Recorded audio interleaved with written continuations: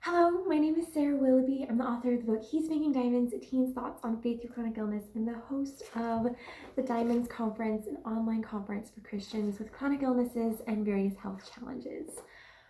Writing is hard. Chronic illness is hard.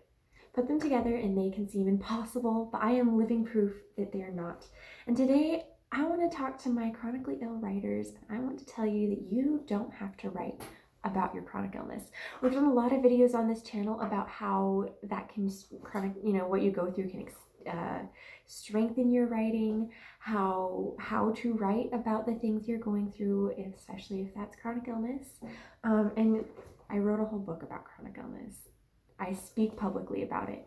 This is what I do. But I really wanted to take a moment and say, you don't have to do that. That doesn't have to be what you do.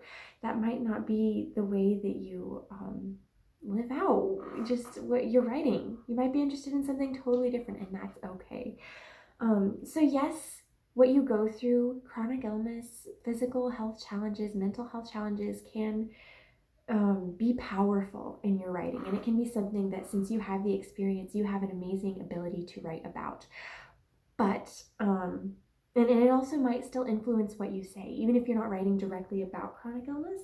What you what you say, even if you're writing a fiction story about, I don't know, unicorns, it can still influence what you're going to say, and it still influences the way that you see the world, because chronic illness it affects you in a lot of different ways. It affects the way that you view the world. It affects what you prioritize.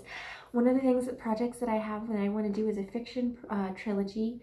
And it's going to be dystopian, but it's going to be not about chronic illness at all. And yet, the main character goes through something that, while it's not an illness, it has a lot of similar effects. And while it's not the same at all, there's still the same issues. And one of the things I want to focus on in that dystopian book is the medical world and the different good things and negative things that are going on in that right now. And so it still will influence it. But you get to keep what you go through private if you want to. You don't have to tell people about it. You don't have to share about it. There's nothing wrong with that. There are things that are meant to be private, that are meant to not be public for everyone. And yes, I write about chronic illness. I write publicly about my deathbed. I write publicly about a lot of things. But you know what? There's some pretty significant things in my life that I don't write about publicly, that people don't know, that you would be surprised to learn.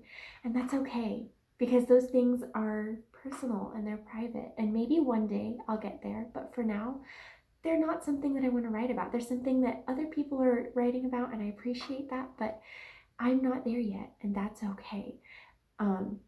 You also could have other interests. Illness isn't your identity. That doesn't have to dictate everything you do. Sure, it influences us and it changes how we view the world, but it's not our identity.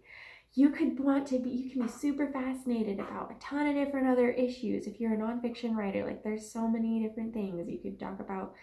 I'm blanking, but environmental stuff, relationship stuff, abortion stuff, media stuff. There's so many different things that you can write about.